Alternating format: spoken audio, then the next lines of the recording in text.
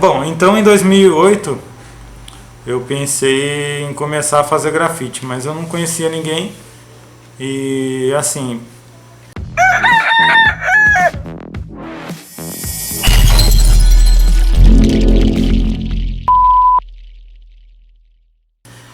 pensa no cara mais medroso para pintar na rua.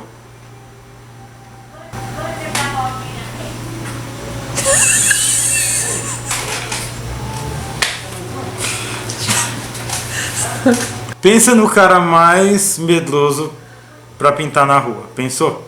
Multiplica por 10. Esse era eu. Então, assim, o primeiro muro que eu vi na minha rua era um muro de uns 300 metros, mais ou menos. Um muro alto, grande e bege, totalmente limpo. Não tinha nada, não tinha tag, não tinha pichação, não tinha nada. E eu passava por esse muro quase todo dia, porque era o muro de casa, né? Então quando eu descia a rua para ir trabalhar, eu ficava namorando esse muro. E aí eu aprendi a primeira lei do grafite, que é nunca namore um muro. Nunca namore um muro. Porque no momento agora, conspiração, né? Todo grafiteiro, de alguma forma, ele é interligado virtualmente, né, a sua cabeça com o de outros grafiteiros.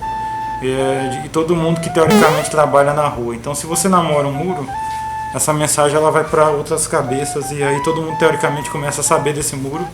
E aí quem for mais esperto, que tiver mais tempo, acaba pegando o muro primeiro que você. Então, mano, nunca faça isso que eu fiz. Beleza.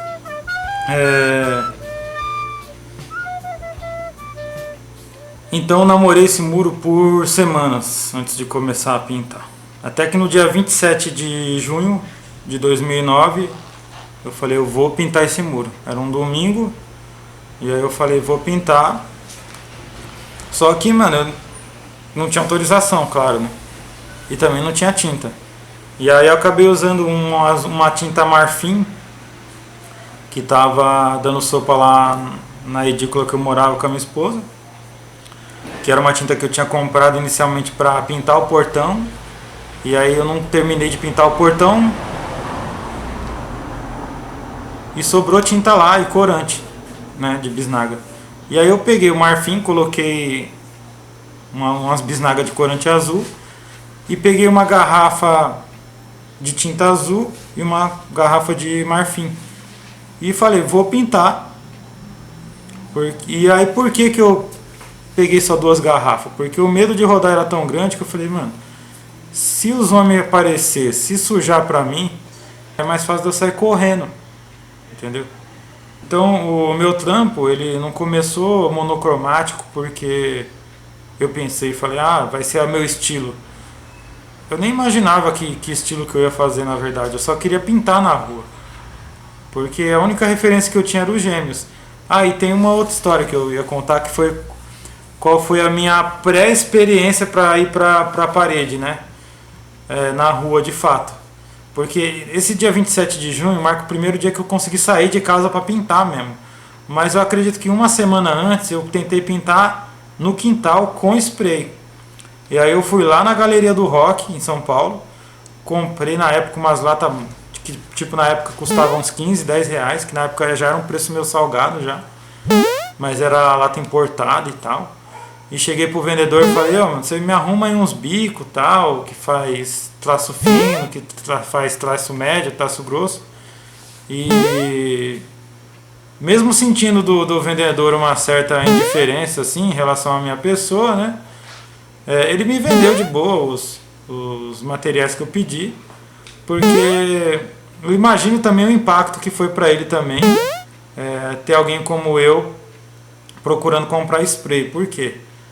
Porque na época eu trabalhava num escritório, né, de acústica, né, era uma fábrica de acústica que fazia porta-acústica, revestimento de home studio, essas coisas assim.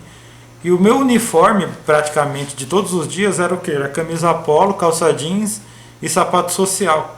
Então, assim, era uma época da minha vida que eu não tinha tênis. E eu também não tinha roupa de marca, não tinha nada. Então, assim, o meu traje era esse, era um traje de nerd, né? Era camisa polo, calça jeans, sapato social. E aí eu fui com esse traje para comprar tinta spray.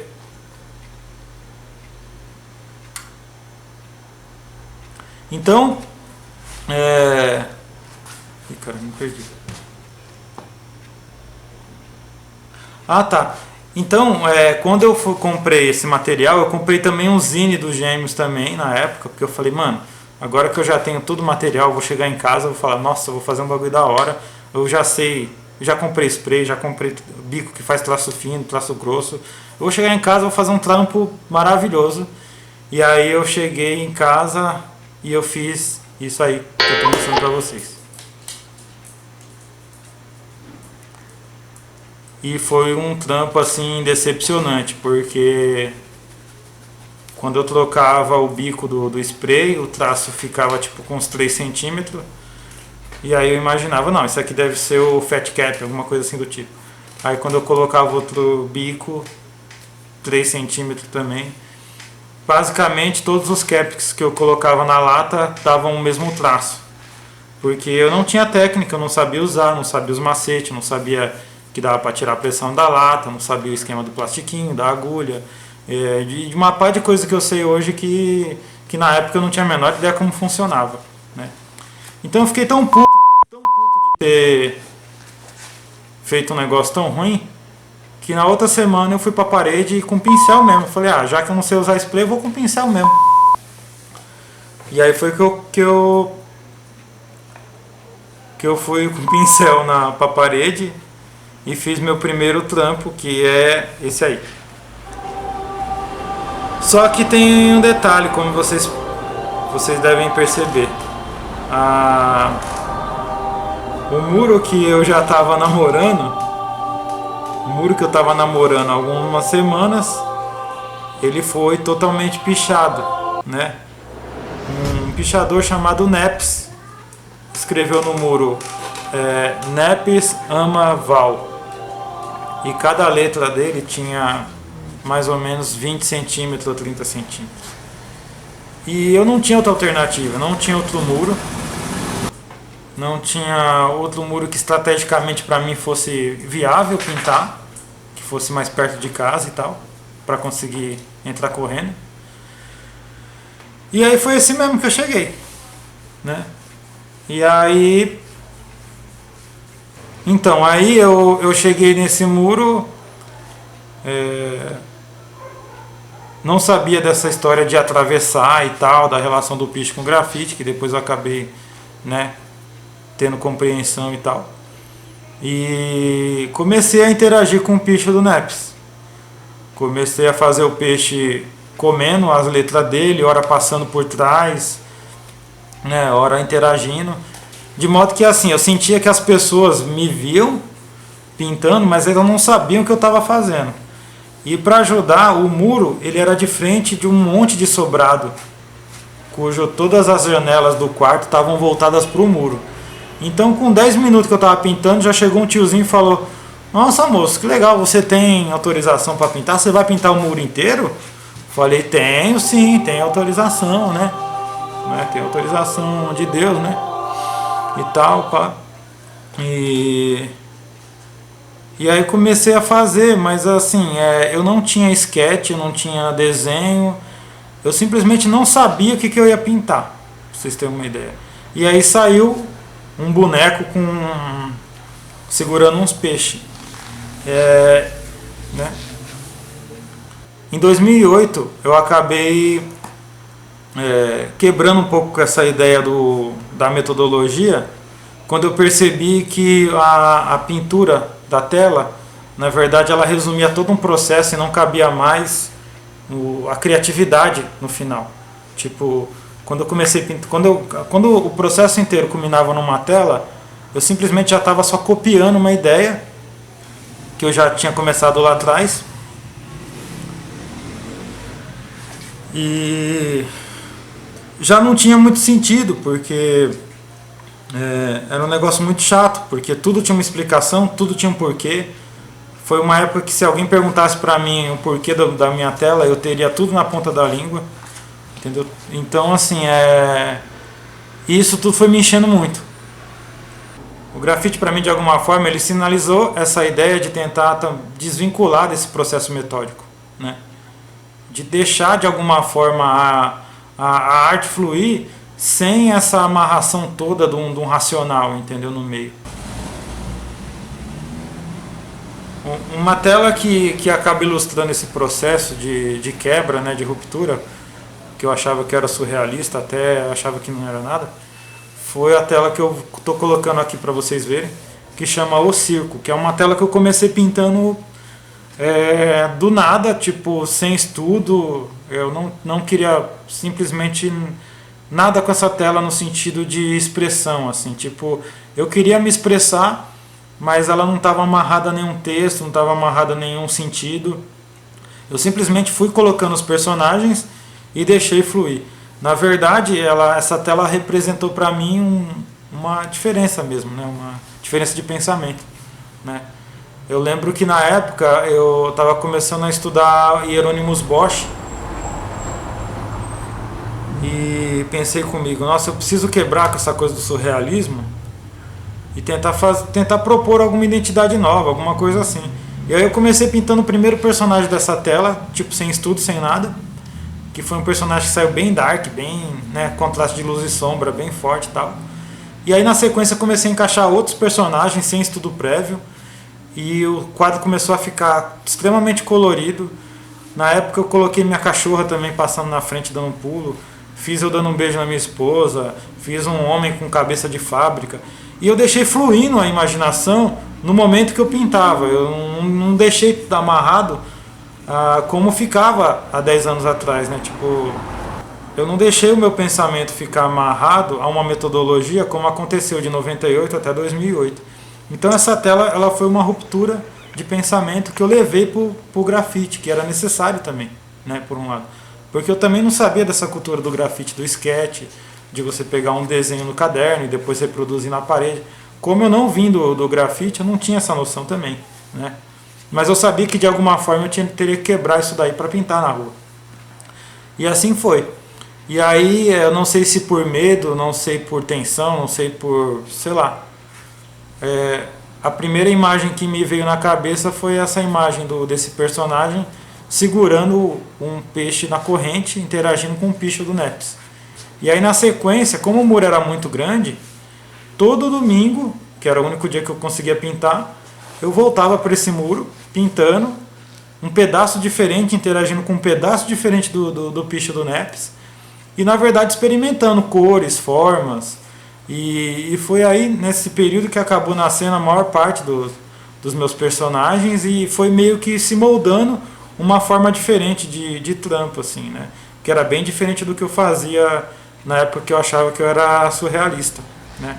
Eu vou colocar aqui no vídeo acho que uma sequência dos 10 primeiros trabalhos que eu fiz nessa época, e vocês podem ver que o traço ainda é muito tímido. Na verdade havia uma dificuldade muito grande em relação à dimensão do muro. Em relação à parte técnica também havia muita dificuldade, porque o meu pincel era um pincel muito pequeno, muito fino, porque basicamente era um pincel muito parecido com o que eu usava para pintar a tela. Então, assim, os primeiros trabalhos que eu comecei a fazer na rua, eles não passavam de 1 metro, às vezes 2 metros. À medida que eu fui pegando confiança, eu fui aumentando o tamanho deles, mas eu lembro que esse primeiro trabalho que eu fiz, eu fiquei 8 horas o dia inteiro na rua e não dava tempo de fazer o traço, era só o degradê. Então, à medida que eu fui pegando confiança, eu fui fazendo o traço, né? A princípio o traço começou a ser da mesma cor do que era predominante no trabalho, até eu sentir a necessidade de fazer um traço mais escuro. E fazendo um traço mais escuro, eu percebi que o desenho ia para o primeiro plano, ao contrário de quando eu comecei, que em virtude do tempo não dava nem tempo de fazer o traço. Então meu trampo era só degradê, e aí depois eu senti essa necessidade. E com o tempo eu fui agregando mais técnicas, né, no ato de pintar na rua, porque eu fui ganhando um pouco mais de agilidade, né? E com isso eu fui pintando, foi o traço, depois veio uma outra sombra, veio as faixas, que na verdade eu comecei a colocar bastante faixa porque eu não tinha muito controle da composição, né? Quem nunca pintou no muro sabe da dificuldade, às vezes, de que é desenhar num papel, por exemplo, e conseguir colocar uma imagem num papel de uma forma que fique, né, com uma composição bem definida. Então imagina num muro maior, onde às vezes você não tem muita noção de escala. Então foi daí que surgiu a ideia das faixas, para meio que dar essa intenção de que a composição estava bem resolvida, né? Pelo contrário, não estava, né? Mas vendi uma ideia, né, legal. E aí eu pintando, no primeiro momento eu comecei a pintar em São Bernardo mesmo, lá no bairro, né, nesse muro aí todo pichado, e fui ganhando outros muros. O pessoal ia perguntando, eu falava, mano, eu não cobro nada não, mas se você deixar, desde que você deixe fazer o que eu quiser. Aí a pessoa falava, o que você vai fazer? Aí eu falava, não sei o que eu vou fazer. E aí eu colocava a pessoa numa situação também estranha, porque assim, ela corria o risco de ter um trampo que ela não gostasse, porque ela não sabia o que ia fazer, mas também teria a oportunidade de ter um trampo na rua de graça. E eu fiquei fazendo isso por um bom tempo, porque também era uma ideia também de eu conseguir ir além da rua que eu morava, né? Até que eu tive o meu primeiro convite do pessoal da Zona Leste para pintar, o Renato Orsini, que foi o primeiro grafiteiro da Zona Leste que falou, mano, vem aqui pintar aqui na quebrada aqui comigo, com nós e tal. E aí eu fui. E a partir daí eu não consegui mais deixar de pintar na Zona Leste. Mesmo morando em São Bernardo, eu ia pra Zona Leste, demorava umas 3, 4 horas para chegar lá. Hoje eu moro a quase que 1h30, tipo, em 1h30 eu tô em qualquer lugar da Zona Leste. E daí eu fui começar a pintar em várias quebradas. Eu fui para lugar muito longe, lugar que geralmente ninguém queria pintar, lugar de quebrada mesmo. Com isso eu fui ganhando mais técnica, fui ganhando mais vivência, né? Sabendo lidar com as pessoas também, que eu tinha uma dificuldade enorme de conseguir lidar com as pessoas, sempre fui muito introspectivo. E o grafite ele me deu essa coisa de falar até pelos cotovelos, que eu acho que vocês perceberam. E aí eu comecei a pintar em Itapevi, Carapicuíba, Diadema, tudo que você imaginar de quebrada eu acabei pintando. E às vezes pontualmente eu pintava em alguns eventos que aconteciam na região mais central de São Paulo, mas até hoje isso é meio raro, né? Mas o que eu queria colocar aqui é que independente da oportunidade, o meu trampo ele é o mesmo, tipo, a dedicação, o esforço ele é igual, né? Eu não vou fazer menos porque tá numa quebrada, pelo contrário, a quebrada vai ter de mim aquilo que eu consigo fazer melhor, assim como se tiver uma oportunidade também de mostrar para um outro tipo de público, também vai ver o meu melhor, que é o mesmo trabalho que está na quebrada, né? E aí, depois de um ano mais ou menos pintando, começou a vir os convites assim internacionais e eu comecei também a me inscrever em um monte de edital, né? Recebi um monte de não, que é normal, e às vezes fui selecionado para alguns. E aqui eu vou colocar alguns que eu participei, alguns momentos na verdade, né? Se vocês quiserem saber ou ver mais trabalhos, mais imagens, é só dar uma olhada no meu Instagram, que eu vou deixar aqui, e dá para vocês terem uma noção, né, do que eu já fiz e o que eu venho fazendo, tá bom? Para todos que ficaram até aqui, nesse vídeo ficou um pouquinho longo, eu agradeço. E, é isso aí, vamos pra cima, e muita tinta e saúde para todos vocês.